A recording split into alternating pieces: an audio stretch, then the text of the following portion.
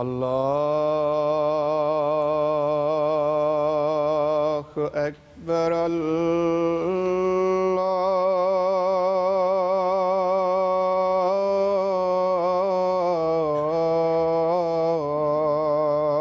الله أكبر.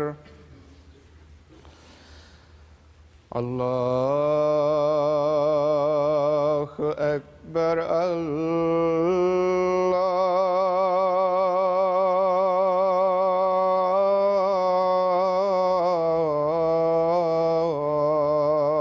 الله أكبر. أشهد أن لا إله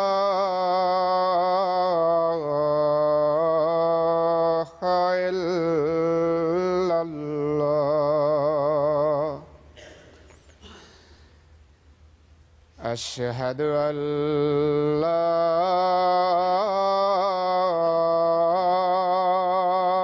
إله إلا الله.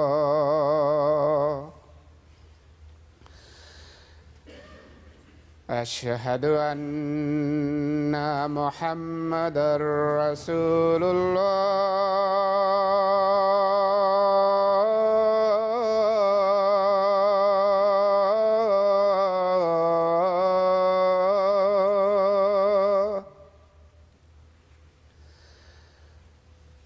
أشهد أن محمدًا رسول الله.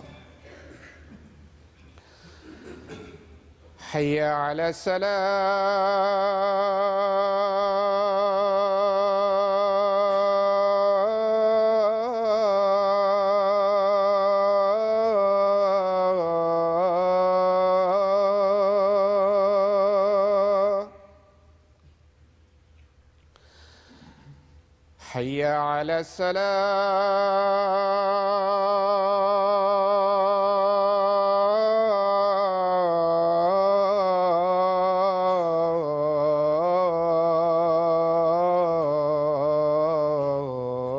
الصلاة. حي على الفلاح.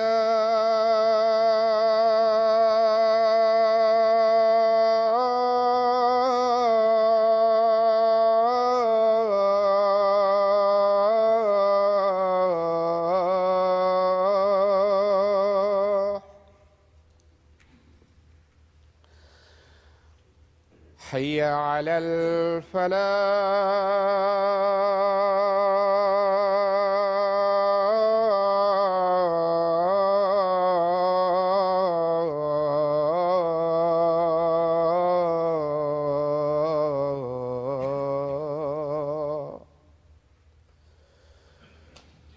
الله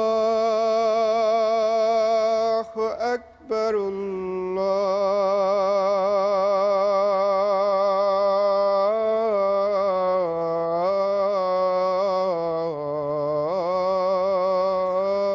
الله أكبر. لا إله إلا الله.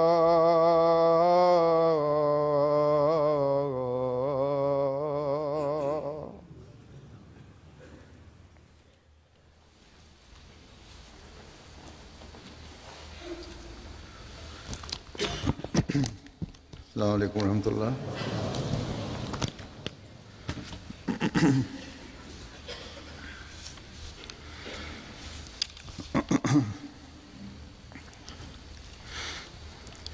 أشهد أن لا إله إلا الله وحده لا شريك له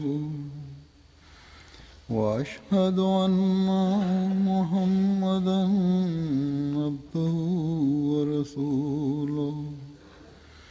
أما بعد فأعوذ بالله من الشيطان بسم الله الرحمن الرحيم الحمد لله رب العالمين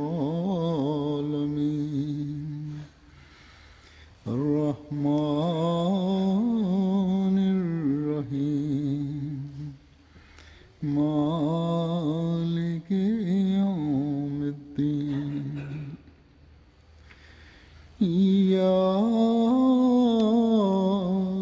نعبد وإياك نستعين اهدنا الصراط المستقيم صراط الذين أنعمت عليهم غير المغضوب عليهم ولا الضالين।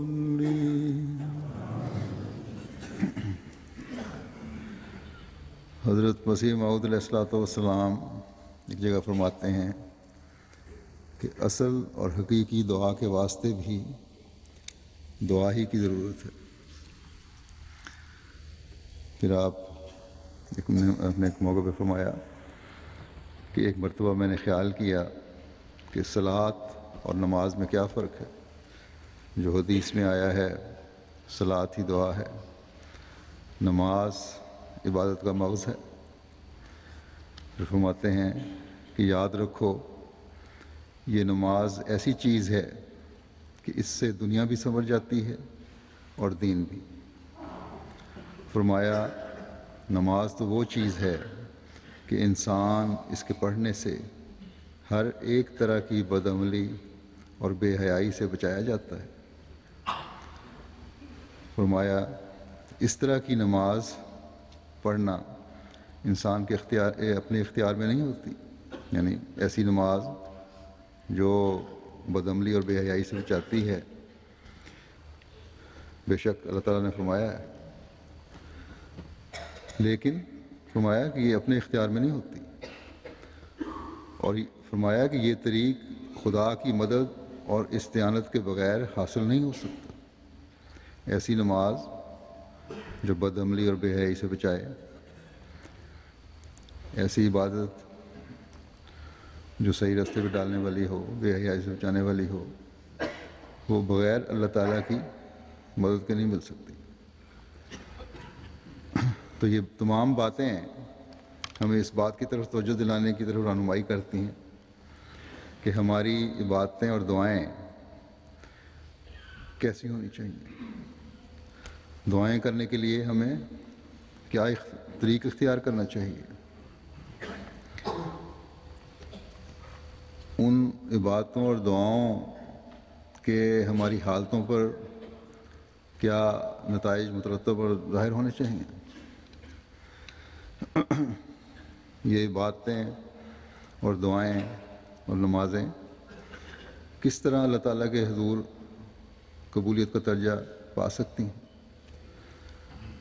अगर ये बातें समझ आ जाएं और इंसान इस बात का फ़हम व इदराक हासिल कर ले कि इबादत ही है जो इंसान की पैदाइश का मकसद है, और इस मकसद को हासिल करने से ही उसकी दुनिया और आखिरत संवर सकती है, तो तमाम दूसरी बातों और चीज़ों को छोड़